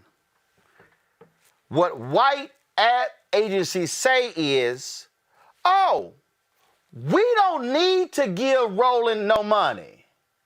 We can reach the black people in general market. Mm-hmm. We can run I need y'all listening. We can run ads during the NBA game to get black men. We can run ads during Queen Sugar to get black women. What Joe says, and Carol H. Williams and Liquid Soul, no, you can do that, but that black consumer who's watching black media, they are listening, and that's a different black consumer, as a different relationship. The white folks go, they black. They don't matter who they are. But then guess what happens? The NBA money is going to TNT. It's going to ESPN. It's going to those entities. And who's getting frozen out? The black media outlet. And then what happens? You, the black consumer, you don't know about voter suppression. You don't know about the CB. You don't know about these other stories because guess what? Black media can't afford to hire staff to cover those issues. And so what you're describing right now, Joe, builds the black advertising ecosystem, which then builds the black media ecosystem, which then feeds our people and everybody is nurtured and seeded and able to eat and learn and grow. What they say is, no, if we cut Joe off, we cut all of that off. That's why this is big. That's exactly right. And part of it is a preservation tactic on their side. They're seeing the browning of America happen right before their eyes, right? So you could argue, right, that who is the best suited minds and agencies to actually develop general market campaigns? Is it the big monolithic agencies that are out of touch with culture? Or is it the minority-owned agencies that actually live in our own culture and general market culture at the same time and have a greater purview on what's happening, given the fact that we're seeing a lot of these big agencies steal and borrow our culture anyway to create commercials that have Snoop Dogg or DJ Khaled in it, or whatever kind of piece of our culture they could jack in order to seem as if they are culturally relevant. Right. So if that's happening on that level, why can't we be seen as an agency that could actually develop more balanced communications that work for everyone, that not only are rooted in insights, because we know we're the trend makers. All the trends come from us. Right. That's what they're tapping into. Yep. But if we actually have the ability to develop those same ad concepts, we can actually do the work that results in a more balanced, allocated investment that includes Black media and does the mainstream media, and tell our stories in a way that are more profound and credible than they're doing right now. Perfect example. They see us as a threat, and that's what they're trying to do. They're trying to diminish us because they see us as a threat. So, Joe, you familiar with R.J. Dale? Mm-hmm. Okay. For everybody watching and listening, I'm about to give y'all an example of what Joe is a little different than what Joe is dealing with, but to understand what happens. R.J. Dale, and matter of fact, Ashley, make a note so we can have R.J. Dale on the show later this week to further amplify this. R.J. Dale was in Chicago. R.J. Dale had R.J. Dale Advertising. R.J. Dale lands the Illinois lottery contract. Not the black part. He lands the Illinois lottery contract. He lands the prime contract. Okay? That's the equivalent of Joe's firm getting the $4 billion prime army contract. The white ad, y'all, I was in Chicago at the time. I know R.J. Dale personally. The white ad agency were pissed. How in the hell did he do that? They then kept putting pressure on lawmakers and the agency. Audit him. They were angry, Joe. And I don't use this word. I do not use this word. They essentially were saying, how did this nigga get that contract? How did he beat us out for the contract? You talked about creativity. R.J. Dale recruited Bernie Mac to do the commercials for the Illinois lottery. Sales go through the roof. They hounded Dale. They pounded on him, and they pounded and pounded until he lost the contract. Because they said, how dare this nigga get this main contract? And folks need to understand what we're dealing with. They do not want us getting the prime contract. They don't want us getting the subcontract. They want us begging and scrapping and fighting other black agencies and Latino agencies for the 4 or 5 crumbs. That is what you are having to deal with, Joe. 100%. And, that was one story that I think if you are a black agency owner, or you have aspirations of getting in this industry, and you see and you hear stories like RJ's, they give you hope and pause at the same time. They validate what our potential is. but at the same time, at what cost, right? And so as a result, a lot of people are staying quiet or shying away from taking on greater opportunities, or opportunities that have bigger upside that actually could be disruptive to the and paradigm shifts in this actual industry that has been so segmented, where if you come into this industry, you're told specifically, this is what you are supposed to do. You cannot operate in this capacity, right? You are here to work in this little lane that's becoming decreasingly smaller and smaller and smaller over time. And despite the fact that you're seeing them start to tell our stories and infringe upon our culture in a way to seem cool, relevant, and on trend, we still have to contend with just focusing on creating campaigns during Black History Month or activating during Essence. And the reality is there's only so many brands that are spending the type of money to be able to really develop more holistic campaigns, right? Because their general market agencies are telling them, we got that. You don't even have to spend that money with the Black agency to reach this market, to your earlier point, because we can get them through ESPN and Instagram. So for the people, so for the people who are watching who don't quite understand, they're like, what's this lottery contract? This is a story from Chicago Reader. It was a $100 million advertising contract. I need all y'all watching and listening to understand. When y'all are watching television and you see a commercial, an agency produced that commercial. That means directors, writers, creatives, lighting people were hired to produce the commercial. That means somebody was hired to place that commercial. All that's paid.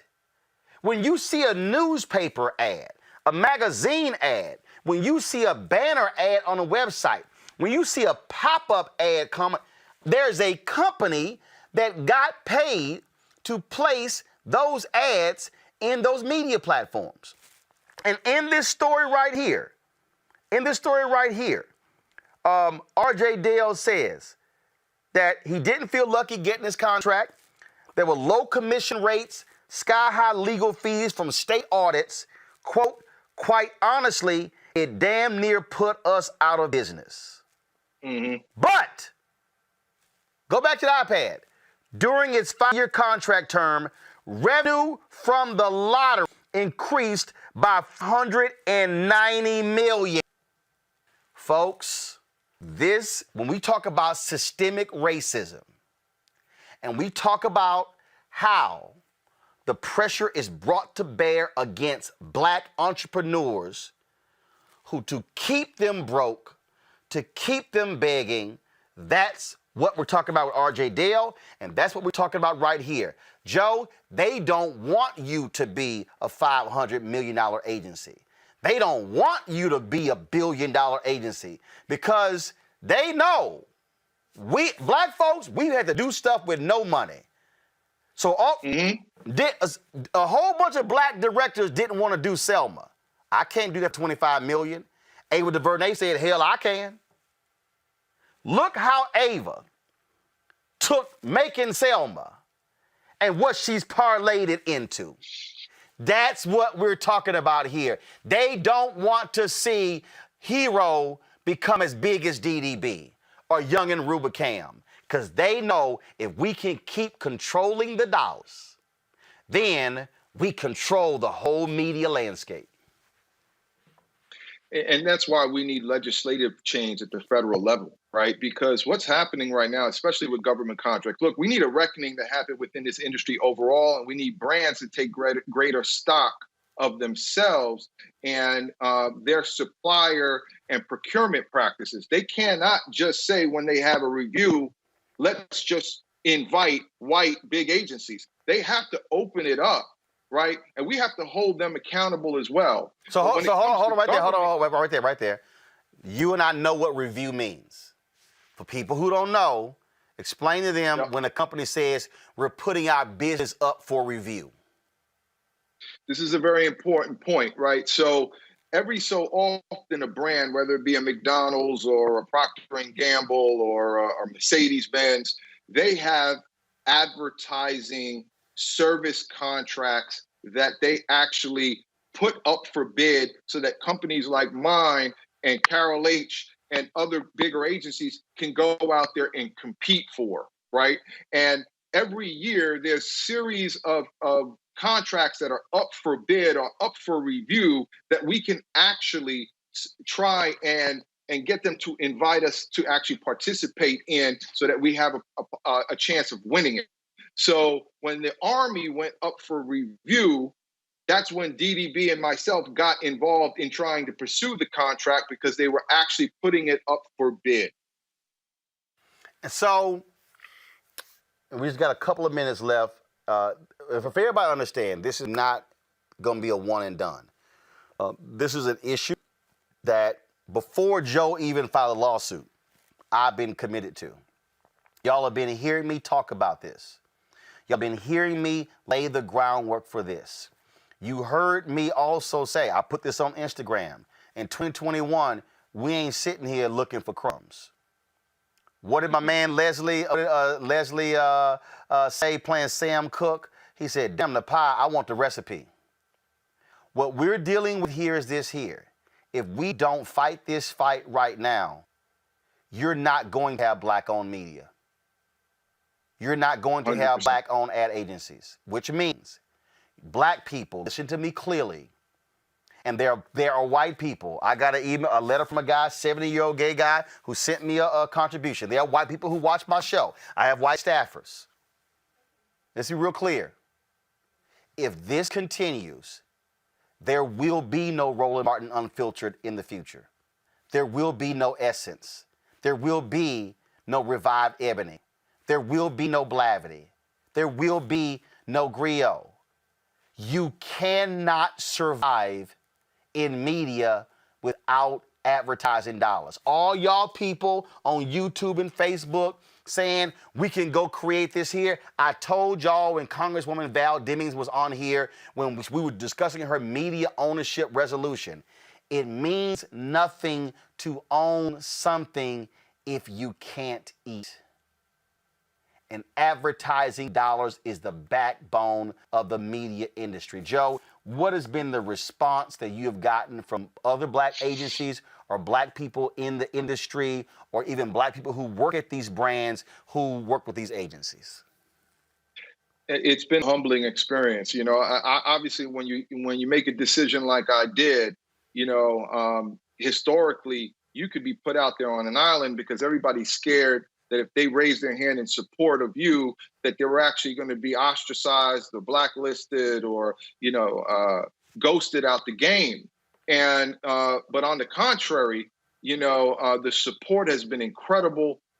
We have been getting calls and emails of support from, you know, people within the industry, commending us for our courage and our willingness to speak up on an issue that has been endemic, that has been long overdue to be brought up.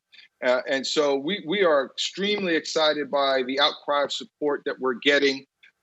We even have people from Omnicom who have reached out or have engaged in our content and our media announcements, you know, in support. People who have emailed me directly from Omnicom saying that they can't believe that this has happened, that it's appalling, right? So, you know, people are more, I think, compelled now, especially in the wake of George Floyd, to be more outspoken. And it's something that obviously has been humbling and something that we obviously are going to continue to encourage, because the more that we can collectively unify our voice to let this industry know, to let the federal government know that, you know, it's over. You know, the time of us being marginalized is done, right? And we got to demand change, and that means we have to organize and we have to give people clear instruction as to what they can do and the role they can play to help drive the change that we need. The thing that you talked about, what people don't get is you knew the moment you filed this lawsuit that you particularly were pulling a Colin Kaepernick move. That we know how this game works, where they say, we might blackball you forever. This is one of the reasons why black people and others in media, Latinos, women, don't file lawsuits against media companies, because media protects media. This was a bold stance. And the moment I saw the lawsuit, for everybody out there, for everybody who's watching, I need y'all to understand why you have to have black media. One, why y'all have to support black media, and why black media has to fight for the Joe Anthonys of the world in order for us to survive. Because the moment I saw this story on the lawsuit, I had never met Joe. And if we did meet, I can't remember when we met. I went to LinkedIn, sent him an email, yo, hit me up. That was Friday. I said, Joe, I'm putting you on a show on Monday. And we're going to spend the time to walk through this to educate our audience, because part of this, Joe, you talk about the legislation, part of this, and I've experienced this as well, is that our black legislatures don't know. They don't know the game. They don't understand the nuances, because and I get it. And so we have to, and I have talked to the Congressional Black Caucus. I did this with the Illinois Black Caucus. I did this when I was in Texas with the Texas Black Caucus. Every place where I lived and worked, to say, y'all, the reason y'all don't see black press outside of the House and the Senate chambers or the state legislature, because we can't afford to send a staffer, because we're not getting advertising dollars. And here's the thing, Joe, you're talking about a government contract. This isn't a private business or a publicly traded company. This is, listen to me, everybody watching, listening. We're discussing $4 billion of taxpayer money. And I go back to the General Accounting Office review that Congresswoman Eleanor Holmes Norton had done in 2018 at the behest of NNPA. In 2018, the federal government spent $5 billion over 5 years, and only $51 million went to black media.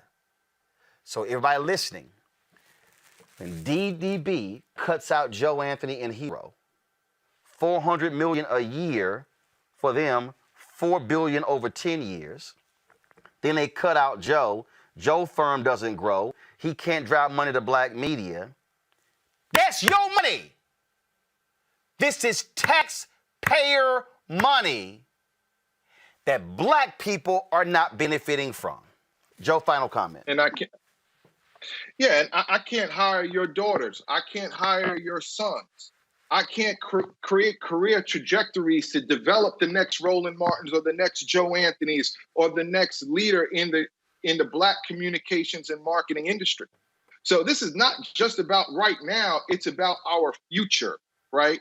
And this issue is not just unique to the advertising and media industry, it's pervasive in every segment of spending that the government outputs. The $1 trillion infrastructure bill that's about to be passed, we need our piece of that.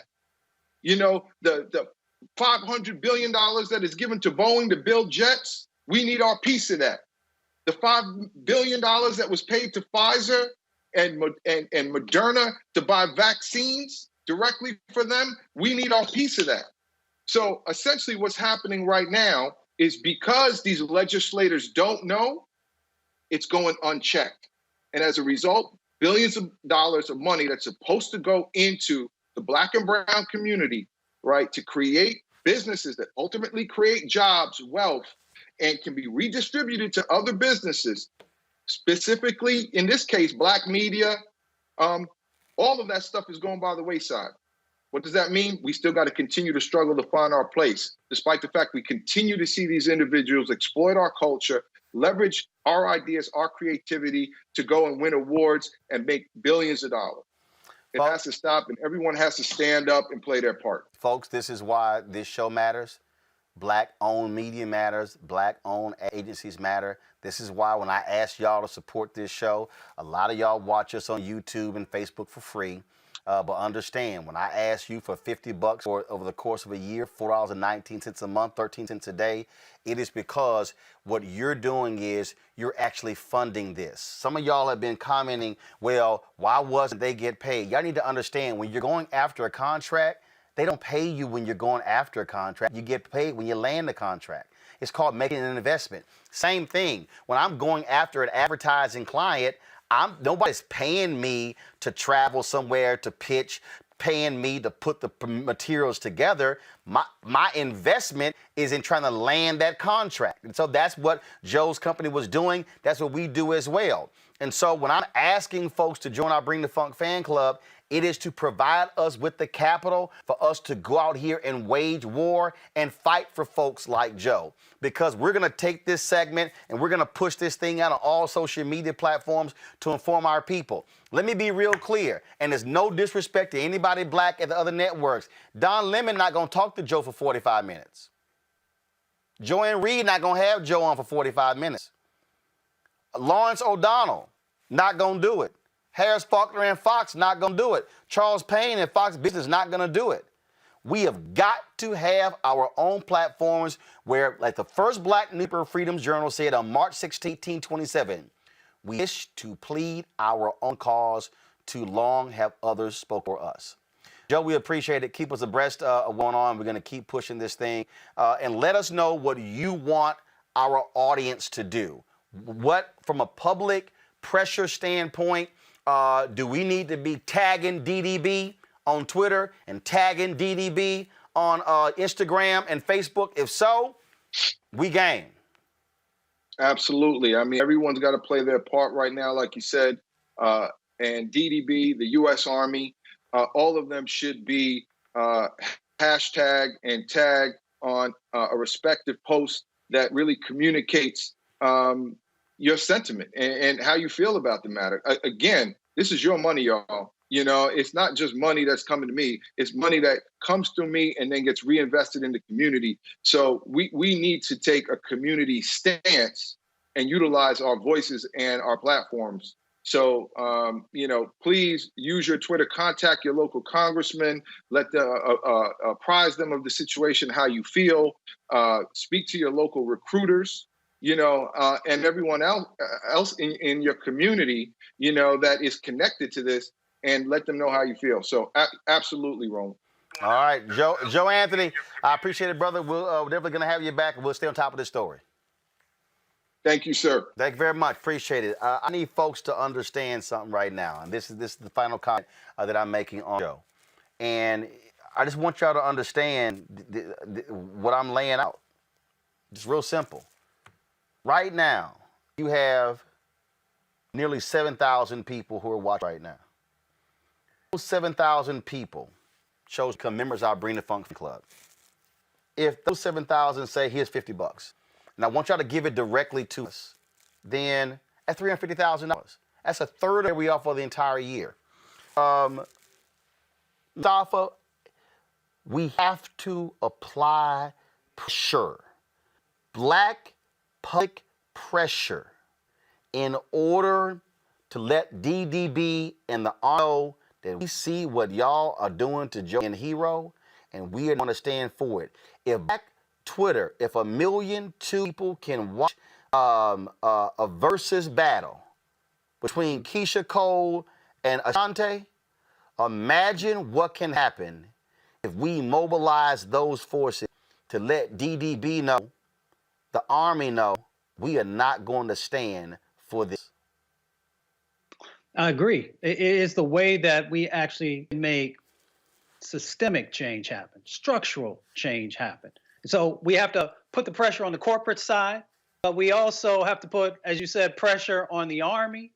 We also got to put pressure on our new administration to make sure that folks at the FCC, folks at DOJ, and others are paying attention to these issues, and that they're also paying attention to the fact, as you raised on the media side, that when it comes to Black and brown businesses, that the amount of federal contract dollars that they get is a very, very small amount.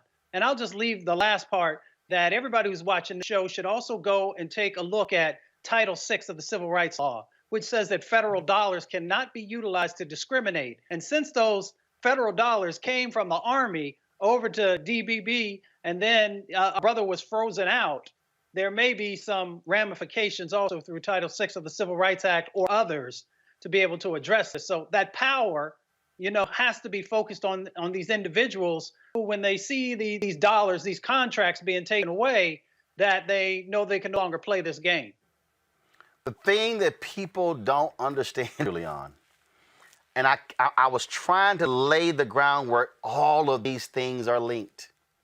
They're all linked. And that's what they do. If they know they can cut off that dollar at the top, everything below dries up. Roland, that was an excellent segment.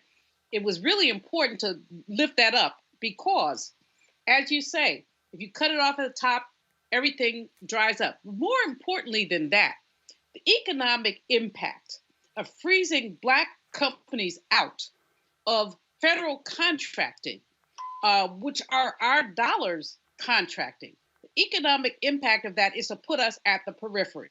So somebody got a $4 billion contract. Brother Man, they probably used him when they pitched. We equal employment opportunity. They did. They did. We partied with a Black person, and then as soon as they got the money, they up out of there. Now they probably put a couple of little Black people inside their hornet's nest, but this is a way, as the brother said, Black-owned businesses are more likely to hire other Black people. Black-owned businesses are more likely to empower other Black people. And so to freeze him out is basically to freeze us all out. I applaud the segment, Roland. I really do. I was riveted because this happens all too often, and we really don't talk about it. As you say, people don't think about the ways that we get exploited with our own tax dollars. These are tax dollars. Why does the Department of Defense need to advertise anyway? Well, whatever. But if they do, they need to use us just like they use everybody else. So Kelly, to that particular point, again, when you have the data, the GAO study done in 2018 at the behest of Congresswoman Eleanor Holmes Norton. See, now remind you, that study only dealt with how much Black and minority media outlets were getting. It didn't deal with the agency part. Right. Okay? So when Senator Chuck Schumer on here, I brought that $5 billion up. I've said on this show, I'm expecting President Biden and Vice President Harris to deal with that. I've been talking to the CBC. I have been saying, see, here's the whole deal. That's taxpayer money. When I said to Congressman Stephen Horsford and Congresswoman Barbara Lee and Congresswoman Joyce Beatty, y'all should demand an audit of Young and Rubicam, so you know it was like $350 million allocated to media for the census. Y'all need to allocate, y'all need to know where did all 350 go? Meaning, what were all those individual agency cuts? And then who were the individual entities that received media money? And then who was Black owned and Black targeted? Let me say again, Black owned, Black targeted. Because see, then, now all of a sudden, if I got that audit and I'm able to go 350 million, why is it that of the 350 million, Black owned media only got 5? When I know for a fact that the Congressional Black Caucus fought for additional $70 million to be added to the budget for the purpose of ensuring that Black people would be informed of counting. See, and that's just census. We ain't talking about health and human services, commerce, interior, HUD.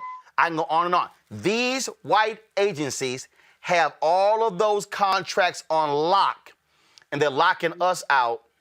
But I'm letting y'all know, I'm exposing all y'all asses. I'm exposing all y'all asses. Because see, this is also why you got to have a daily show, Kelly. This is why you got to have Black media. Stop spending all the damn time on bullshit, entertainment, and gossip. Because while you spending your time on entertainment and gossip, Black folks are being frozen out of billions of dollars. Kelly, go ahead.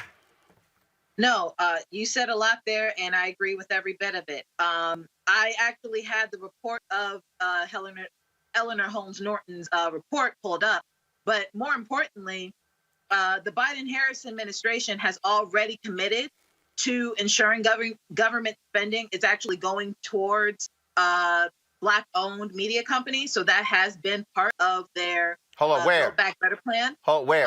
But Hold on. I'm sorry. Hold on. What is that? I'm sorry, what is what? What you just said. So You said they've already committed that what's going to go to black media? government spending with Black and minority-owned media businesses, they have made a commitment to ensuring that goes to Black and minority-owned. Where is that? Media business. Where is that? Where's what? What you just said. I'm reading it off of MilwaukeeCourierOnline.com. It came from December 5th of last year, coming from NMPA Newswire Senior National. No. That was like a speech. I'm looking for the actual commitment. I ain't looking for words. I'm looking for. I understand what you're saying. No. Here's all I'm saying, Kelly, is all I'm saying. The reason I was asking what that was. What you're describing, yeah, I read that. I'm talking about, for instance, right now, they are about to spend millions of dollars educating Americans on COVID vaccine. I need to see the plan. What is black media getting? We've been inquiring, ain't seen it. I'm reaching out to members of the Biden COVID task force, ain't seen it. So that's all I'm saying. I was just looking for the specifics. So I hear what you're saying. I need to see the actual. I need to see the meat, the gristle. I understand what you're saying, and I agree with you. We do need to see the meat. We do need to see particulars, but it is a step in the right direction that this rhetoric is out there, because now they have to be held accountable to it. But also, I will also want to point out that when they hold people accountable, I want them to take into consideration just what that looks like. So when I see a hiring process in any regard, I think more individually because I'm not in the contract bidding space. But when you're trying to hire a black person, you don't tack a white person on there to try and bring the black person onto the team. If you're trying to have diversity, you don't tack a white person onto a black person in order to increase diversity in your business or in your contract. I don't see why that principle is applied when it comes to ad agencies bidding on these contracts. If you want a black agency, you need to go to that black agency. You cannot depend on white agencies to get the black agency for you in order to fulfill a quota. That's not fair, that's not right, and that should be a slew of violations included in that. So in that space, in the contract bidding space, I understand what you were talking about, Roland, and needing to see the meat. What I'm saying is what I'm talking about right now in terms of revamping what contract bidding looks like from here on out, especially when it comes to hiring black agencies in this space. We need to have that included in the meat, so to speak. Bottom line is this here. I need to see the results of rhetoric. And what I'm saying right now, the most important piece right now is the COVID vaccine money. That's what I want to see. So we'll see what happens there. Kelly, Mustafa, Julian, we surely appreciate it. Thanks a lot. Folks, if y'all want to support what we do, I told y'all your dollars are important. You give to us directly. If you give to us on YouTube, that's great. I appreciate that, but we got to share that money with YouTube. So I ask y'all to give the money to us directly. That way we get all 100% and not 55%, and we get it over Facebook. I'm just saying, when you give on YouTube, we getting 55% of your money. You give it directly to us, we getting 100. Okay? Cash App is $RM Unfiltered. PayPal.me/RMartinUnfiltered. Com is /RM Unfiltered. Zelle is RolandS.com. 16 New Vision Media Inc. Scene 25 East Street Northwest, Suite 400, DC 2000. I certainly appreciate it. Thank you so very much for all of y'all who have joined us. Great conversation, great stories, but this is why Black matters. You're not going to get this. And y'all know, I appreciate entertainment. I appreciate celebrities and all of that. We do a little bit of that, but I am not about to sit here and use this platform to spend my time talking about some bullshit with the Real Housewives or talking about love and hip hop, talking about some gossip. We have got to be armed with information. Information is power. But good information, quality information, substantive information, life-affirming, life-changing information is powerful. And to all y'all agencies out there, hit y'all every single day. Keenan, go ahead and get the graphic ready. Every single day, we're going to put the graphic up with DDB's address and all their social media handles. We're going every single day. In fact, I'm turning it into a commercial. We're going to include the U.S. on that as well. Every single day. And this is just the start. I'm in conversations right now to hire a reporter to solely focus on writing stories and come to air about what these ad agencies are doing. And listen clearly, all of you brains who have your money DB, we're also going to tell folks who you are. Y'all, this is about Black survival. And we ain't playing. I'll see y'all tomorrow. Holla!